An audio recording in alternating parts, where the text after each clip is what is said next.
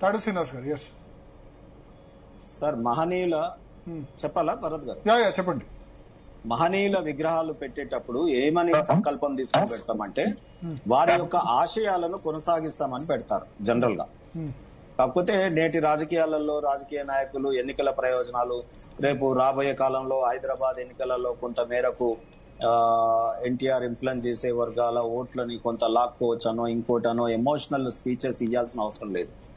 అసలు ఎవరు థ్రెట్ చేయలేదు, ఆయన అంత పెద్ద ఘాటైనటువంటి వ్యాఖ్యలు చేయాల్సిన అవసరం లేకుండే. రెండోది, సరే బీఆర్ఎస్ పార్టీ కొంత మేరకు ఆ వ్యాఖ్యలు చేసిందంటే తనకు ఇప్పుడు ఉనికి సమస్య, ఆ ఉనికి ప్రశ్నార్థకమైనప్పుడు వారు కొంత మేరకు మళ్ళీ తెలంగాణ అనేది రెచ్చగొట్టుకొని చేసేటటువంటి ప్రయత్నం చేస్తుంది. మంచిగా ఉన్నప్పుడు కడుపు నిన్నప్పుడేమో బీఆర్ఎస్ అని పెట్టుకున్నారు, దేశవ్యాప్తంగా పోతామని. మళ్ళీ ప్రజలు రెచ్చగొట్టాలి, రేపు ఎన్నికలలో ప్రయోజనం పొందాలన్నప్పుడు తెలంగాణ అనే వర్డ్ తీసుకొస్తారు.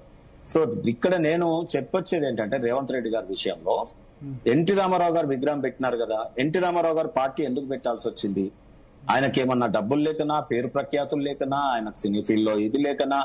ఆ వయసులో కూడా ఆయన నటవారత విశ్వవిఖ్యాత చెందినటువంటి ఆర్టిస్టు. సో అటువంటి ఎన్టీ రామారావు గారు రాజకీయాల్లోకి ఎందుకు వచ్చారంటే, కాంగ్రెస్ పార్టీని విమర్శిస్తూ కాంగ్రెస్ పార్టీ యొక్క ఆ రోజున్న పరిస్థితులలో ప్రత్యామ్నాయంగా తను కాంగ్రెస్ నే తిట్టుకుంటూ, కాంగ్రెస్ విధానాలను తిట్టుకుంటూ పార్టీ పెట్టినారు. ఎప్పుడు కూడా కాంగ్రెస్ తో కలవలేవారు. సో అటువంటి కాంగ్రెస్ పార్టీలో ఉండి తను ఆ పార్టీ ప్రెసిడెంట్ గా ఉండి ఆ తర్వాత సీఎం గా అయి ఆ పార్టీని ఓన్ చేసుకొని ఎన్టీ రామారావు గారి దగ్గరకు వచ్చి ఆయన ఆత్మ ఘోషించదా చెప్పండి? తను అసలు కాంగ్రెస్ పార్టీ అంటేనే చిరెత్తుకు వచ్చేది ఎన్టీ రామారావు గారికి. అటువంటిది అందులో ఆ కాంగ్రెస్ ప్రభుత్వంలోనే ఆర్టికల్ 356 ఉపయోగించి ఎన్టీ రామారావు గారి ప్రభుత్వాన్ని రద్దు చేస్తే ప్రజలు మళ్ళీ పోరాడి రెస్టోర్ చేసుకున్నారు. ఏ రకంగా అయినా కాంగ్రెస్ పార్టీ నాయకుడిగా ఇది ఓన్ చేసుకుంటాడు చెప్పండి? ఒకవేళ నిజమే అయితే మరి ఆయన మద్యపాన నిషేధం కోసం నథింగ్ డూయింగ్, రాష్ట్ర ప్రభుత్వం ఒకవేళ మద్యపాన నిషేధమే చెయ్యొద్దు అని చెప్తే రేపు వేశ్యావృత్తి మీద కూడా డబ్బులు వస్తాయి ప్రభుత్వాలకు, అది కూడా చేద్దామా అన్నట్టు మాట్లాడారు. సో అటువంటి విధానాలని విమర్శించినటువంటి మహనీయుడు ఎన్టీ రామారావు గారు మరి అటువంటి మద్యపాన నిషేధాన్ని వీరు తీసుకొస్తారు. మీ వాయిస్ కట్ అవుతుంది తాడు శ్రీనివాస్ గారు. వారి ఆశయాలని కొనసాగించాలి కదా మనం. సో వారి ఆశయాలలో మద్యపాన నిషేధం ఒకటి ఉంది. ఆ తర్వాత నువ్వు కట్టే ఈ ఇండ్లు అంటున్నావు, ఆయన ఎన్ని ఇండ్లు కట్టినాడు మహనీయుడు, నువ్వెన్ని కడుతున్నావు? ఆయన ఇచ్చిన హాస్టళ్లలో మరి పురుగులన్నం తిని చనిపోతా ఉన్నారు. అనేకం చర్చించాల్సి వస్తే ఎన్టీ రామారావు గారు చేసినటువంటి కార్యక్రమాలని నువ్వు ఏవేవి అమలు పరుస్తా ఉన్నావు చెప్పండి. రెండోది నేనేమంటున్నానంటే, ఇక్కడ జిహెచ్ఎంసీ ఎన్నికలు రాబోతా ఉన్నాయి. బీజేపీ పార్టీ విస్తృతంగా ఇవాళ రాష్ట్ర వ్యాప్తంగా ఎమర్జ్ అవుతా ఉంది. ఏ గల్లీ గల్లీ మే దేకో బీజేపీ అన్నట్టు కనిపిస్తా ఉంది. సో కాబట్టి నేనేమంటున్నా అంటే, ఈ రోజు బీజేపీని నరేంద్ర మోడీ తెలంగాణ లీడర్స్ కలవకుండా పవన్ కళ్యాణ్ చంద్రబాబును కలిసేందుకు వచ్చారు హైదరాబాద్ లో, దాని మీద కూడా మాట్లాడుతున్నారు. మరి ఇది వింత. రేవంత్ రెడ్డి గారు హైదరాబాద్ లో చెప్తాను వినండి. భరత్ గారు, మీరు సీనియర్ జర్నలిస్టు, అన్ని విషయాలు తెలుసు తెలంగాణలో. నేనేమంటున్నా అంటే, మీరు అడిగిన ప్రశ్నకు సూటిగా సమాధానం చెప్తున్నా. నేనేం డొంక తిరుగుడు ఇట్లా ముక్కేడుందంటే ఇట్లా అని కూడా చెప్పట్లేదు.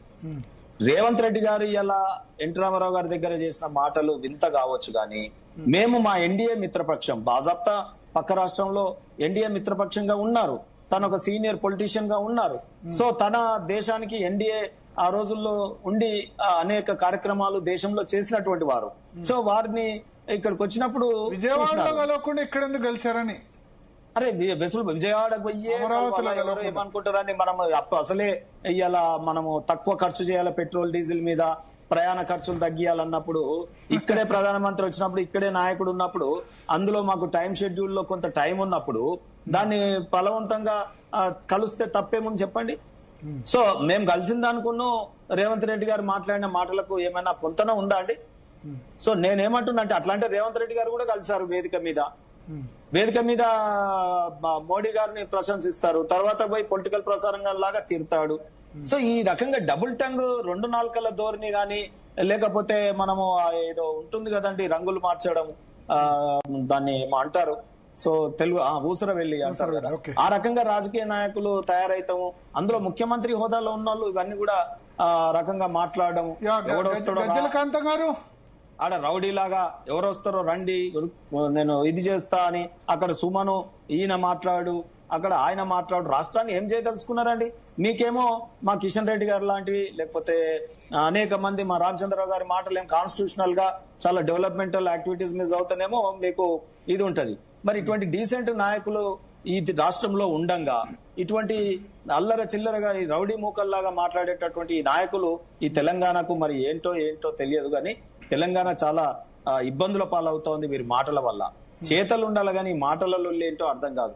ఆయన గుడ్లు బీక్తా అన్నాడనట, ఈయన పట్టాలు బీకమన్నాడట, ఈయన సింగరేణి దలగబెట్టమన్నాడట, ఆయన జైలు పంపిస్తా కేసీఆర్ కుటుంబాన్ని ఇప్పటి వరకు ఒక్క కేసు అతిగతి లేదు. అటువంటి ఆయన ఆరోపణలు ఎందుకు చేసిండండి ప్రూవ్ చేయలేనప్పుడు? సో నేనేమంటున్నా అంటే ఇలా ఈ రాష్ట్రాన్ని మొత్తం ఆ పాల గోకు కుండ కంటిన గోకును కూడా మా కాతమన్నకు తెలుసు, బీదరికంలోకి వెళ్ళి వచ్చిన మేమంతా ఆ కుండలో ఉన్న గోకు కూడా గీక్కొని తింటారు చూడండి. అట్లా ఆయన 10 ఏళ్ళు గీక్క తిన్నాడు. ఇప్పుడు ఈయన రేవంత్ రెడ్డి గారు ఈయన అదే రకంగా తయారైనాడు. అందుకని నేను ఇద్దరిని కలిపి బంగాళాఖాతంలో పడేసే రోజు వస్తుంది. మా బీజేపీ పార్టీ భుజస్కంధాల పైన ఈ బాధ్యత ఉంది. రాబోయే కాలంలో మేము వస్తాం, వీళ్ళ భరతం పడతాం. ఓకే. ఎస్ దేవిప్రసాద్ గారు, ఎందుకు ఇష్యూ అవుతుంది ఎన్టీఆర్ విగ్రహం ఖమ్మంలో?